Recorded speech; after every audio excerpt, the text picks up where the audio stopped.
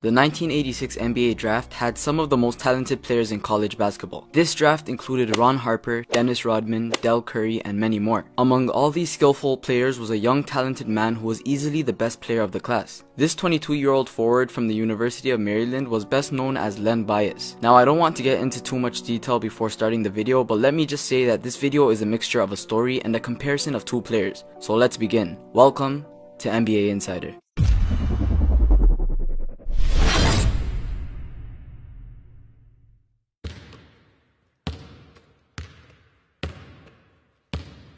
Len Bias was the second overall pick in the 1986 NBA draft. He was one of the greatest players of all time coming into the draft. He was built perfectly, standing at 6'8" and weighing 210 pounds. To top it off, he had tremendous basketball skills. This guy was on his way to stardom. He was considered by many to be the most elite forward to ever come out of college. He could score, rebound, and pass extremely well. Coach K of the Duke Blue Devils said that the two best players in the history of the ACC were Michael Jordan and Len Bias. At the time, Boston Celtics general manager Red Arbich wanted Len Bias to play for him. He had been after Bias since his sophomore year in Maryland, so following the Celtics' third championship, Bias was immediately drafted. For the young man coming from Maryland, this was a dream come true. This was also a big pick for the Boston Celtics, considering Bias would have given the Celtics room to rest their big three, specifically Larry Bird, who had constant back problems. This would also have allowed them to have a few healthier seasons while potentially building a stronger overall team. Everything seemed to be going in Len's favor. The dream team, the dream job, what could go wrong? Unfortunately, the dream quickly turned into a nightmare. Just 2 days after being drafted, Len Bias was pronounced dead.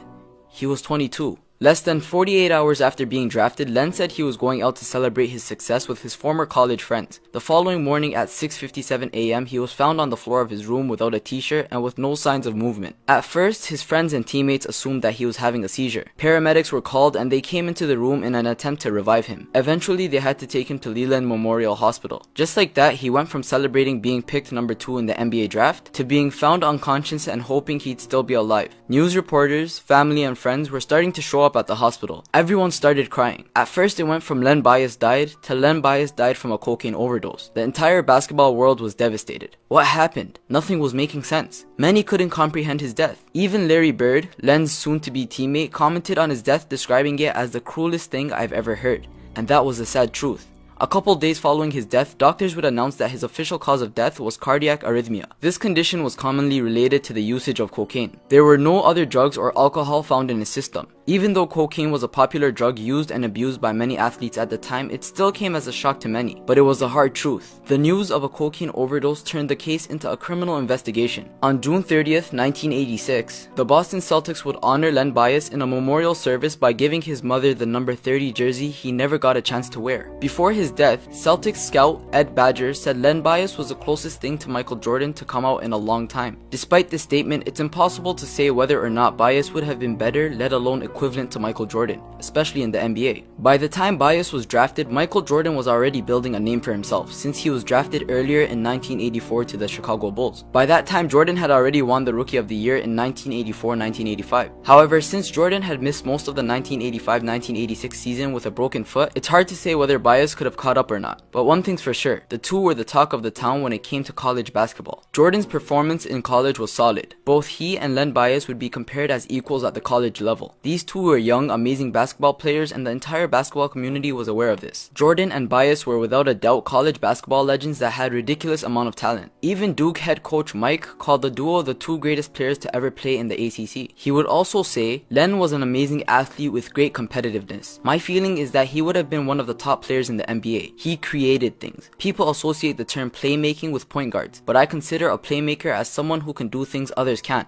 the way Jordan did. Bias was like that. He could invent ways to score and there was nothing you could do about it. No matter how you defended him, he could make a play. However, Len was unbelievably strong, had unique athleticism, and had a jumper that Jordan had yet to show. Bias was one of the nation's most gifted athletes and his high-flying dunks made him a highlight reel. During his 4 seasons at Maryland, Len Bias averaged 16.4 points, 5.7 rebounds, and had a 53.6% shooting percentage. Michael Jordan, on the other hand, averaged 17.7 points, 5 rebounds, and had a 54% shooting percentage during his 3 years at North Carolina. However, over the years, many people would claim that it was his jumper that separated Len Bias from Michael Jordan, and could have potentially made him a better player than Jordan in the NBA. But at the same time, Michael Jordan was a little further advanced because of his ability to get the rebound, push the ball, and facilitate the game from the playmaker position. Michael had the ability to be an effective scorer without anyone's help. Many years after his death, many NBA fans and analysts alike still claim that Bias was more ready for the NBA than Jordan was at the time. He was a two-time ACC Player of the Year and earned All-American honors in 1984 and 1985. Len Bias was a couple of inches taller than Jordan and had a bit more of a dominant presence on the court. However, some of these comparisons would be exposed in their first college game against one another. On January 12, 1984, Michael Jordan and the North Carolina Tar Heels came face-to-face with Len Bias and the Maryland Terrapins. Sure, the Tar Heels would beat the Terrapins 74-62, but on a one-on-one level, it was actually Len Bias who held the advantage over Michael Jordan that game. Jordan scored a solid 21 points while Bias scored 24. Bias was dominating on both offense and defense. He seemed to have been stronger than Jordan in a few ways, such as rebounding and steals. He was tall and had long arms that did not hesitate to take anything from you. He performed like a madman when he played Jordan, and to this day, the game is one of the most memorable games in college basketball. Overall, when it came to raw statistics, it seems Len Bias and Michael Jordan were somewhat identical. However, Len Bias was more dominant. According to many fans at the time, other than MJ and Dominique Wilkins, nobody in the 80s attacked the basket like a young Len Bias. To many, if Len Bias had lived long enough to touch an NBA court, he would have been Jordan's kryptonite. If Len had a chance to play with the Celtics, he would have had a chance to play along with talents such as Kevin McHale, Robert Parrish, and of course Larry Bird. Had Bias been around when the Celtics made the finals and lost in 6 games to the Lakers, it's possible he could have made a change of events. He was actually that good. Some even go as far as to say that Bias would have stopped Jordan from going to the NBA finals a couple of times. Unfortunately, we'll never know. With so much talent in these two individuals, it is very sad that they were not able to play each other in the NBA. Could you guys imagine how it would have been to see these two go head to head? It would have been like a young Kobe and LeBron going head to head. To this day, basketball fans all over the world wonder what would have happened if Bias had not died on that fateful day. Would he have been one of the greatest NBA players to ever put on a Celtics jersey? Would he have broken NBA records? And most importantly, would he have been better than Michael Jordan?